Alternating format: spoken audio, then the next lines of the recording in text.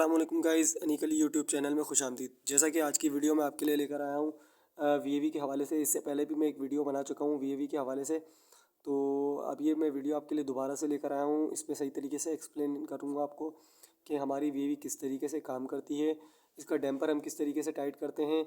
इसके अलावा हम क्या कहते हैं, इसके अंदर ट्रांसफार्मर वगैरह कितने वीए का ट्रांसफार्मर यूज़ करते हैं हम। इसके अलावा हम किस तरीके से इसकी पावर कनेक्ट करते हैं।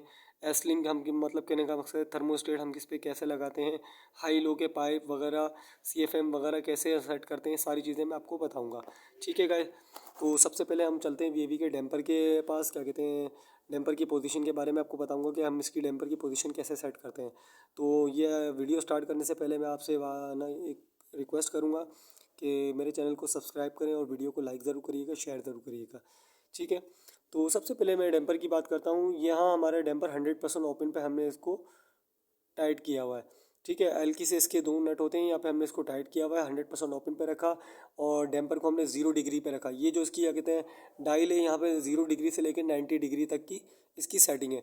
हमने 0 डिग्री पर रख के 100% ओपन पे रख के इसको टाइट कर दिया। ठीक है, इसके बाद सेकंड थिंग हमारे पास यहाँ पे आ जाती है लो और हाई के पाइप की सेटिंग। हम यहाँ पे एक लो का और हाई का पाइप लगाते हैं, जैसे कि आप ये देख रहे हैं, एक रेड और एक येलो है। येलो वाला जो लो का पाइप है और रेड वाला जो है हाई का पाइप है। और ये जो कंट्रोलर हमने यहाँ पे लगाया हुआ है, ये है बैकनेट का कंट्रोलर है। ठीक है, ये बैकनेट का हमने कंट्रोलर यूज़ करा है स्नाइडर का। तो इसके अंदर हम जो यूज़ कर रहे हैं, इसका मैं आपको सीरियल भी बता दूंगा। इसकी सीरियल है MNB-V2 बैकनेट कंट्रोलर है। इसके कम्युनिकेशन प्रोटोकॉल MSTP है, शील्ड है। फिर इसके बाद एसलिंग का पॉइंट आप देख रहे होंगे यहाँ पे SL के, ये देखें, इसके ऊपर हम थर्मोस्टेट लगाते हैं कॉमन पे और SL पे, जो थर्मोस्टेट से हम इसको कंट्रोल कर सकते हैं। ठीक है, सेकंड थिंग जो है हमारा ट्रांसफार्मर आ जाता है यहाँ पे। ये ट्रांसफार्मर आपके सामने लगा हुआ है, ये है 3 VA का ट्रांसफार्मर है। और इसके अंदर प्राइमरी जो है 230 वोल्ट है और इसके अंदर क्या कहते हैं सेकेंडरी जो है वो 24 वोल्ट VAC है। ठीक है, 0.83 एम्पेयर। इसके एम्पेयर भी मैंने आपको बता दिए हैं। मॉडल नंबर आप यहाँ देख सकते हैं BAE 20F2 3024T। ये इसका क्या कहते हैं ट्रांसफार्मर का मॉडल नंबर है। कंट्रोलर का भी आपको मॉडल नंबर बता दिया, डैम्पर की पोजीशन टाइट करने का तरीका कार बता दिया। अब आ जाते हैं CFM की सेटिंग के ऊपर। तो गाइस क्या कहते हैं, CFM की सेटिंग इस तरीके से होती है कि ये हमारे रूम के एरिया जो होता है स्क्वायर फीट के हिसाब से हमारा ना डिज़ाइन होता है एरिया। तो स्क्वायर फीट के हिसाब से हम क्या कहते हैं इसमें CFM क्या कहते हैं डिफ़ाइन करते हैं।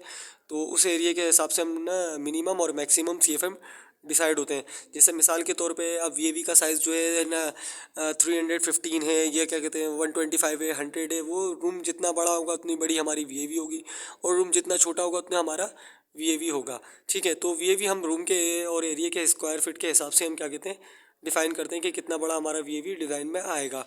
ठीक है, तो अब मिनिमम और मैक्सिमम जो CFM होते हैं वो हम डिसाइड करते हैं एज़ पर रिक्वायरमेंट। क्लाइंट की रिक्वायरमेंट के हिसाब से हम ना डिसाइड करते हैं कि वो मिनिमम CFM कितने चाहता है और मैक्सिमम कितने चाहता है। मतलब कहने का मकसद है अगर 100% VAV को वो क्लोज की कमांड दे रहा है लेकिन रूम में फिर भी टेम्परेचर थोड़ा बहुत मेंटेन रहे, तो वो टेम्परेचर मेंटेन करने के लिए वो मिनिमम CFM डिफ़ाइन कर रहा था कि भाई ये मिसाल के तौर पे अगर हमारे मैक्सिमम CFM जो हमारी VAV दे रही है वो दे रही है 6000 दे रही है, या मिसाल के तौर पे क्या कहते हैं 1200 दे रही है, 1800 दे रही है, फॉर एग्जांपल 1800 CFM दे रही है मैक्सिमम, और मिनिमम दे रही है क्या कहते हैं अपना 200। तो अगर क्लाइंट की रिक्वायरमेंट क्या कहते हैं 200 से क्या कहते हैं अबव है, क्लाइंट बोलता है कि नहीं यार मुझे कम से कम 300 चाहिए, 350 मिनिमम चाहिए, तो वो हम फिर इसको प्रोग्रामिंग के थ्रू हम क्या कहते हैं मिनिमम मैक्सिमम डिफाइन करते हैं प्रोग्रामिंग के अंदर। ठीक है, प्रोग्राम के अंदर फिर हम सेट करते हैं मिनिमम मैक्सिमम CFM डिसाइड कर देते हैं। तो फिर वो होता है कि टेम्परेचर का जैसे हम सेट पॉइंट देते हैं, तो सेट पॉइंट में ये होता है कि फिर हम क्या कहते हैं जैसे 36 का हमने सेट पॉइंट दे दिया, 36 का जैसे हम सेट पॉइंट देंगे तो उसमें ये होगा कि फिर वो 100% क्लोज नहीं होगा। वो जो मिनिमम हमने CFM डिफ़ाइन किए होंगे वो मिनिमम डिफाइन CFM आपको बताता रहेगा। ठीक है गाइस, तो ये चीज़ आपकी एक क्लियर हो गई कि आपको मिनिमम और मैक्सिमम CFM किस तरीके से हम डिफ़ाइन करते हैं। बाकी आपको मैंने 24 वोल्ट वगैरह सब बता दिए।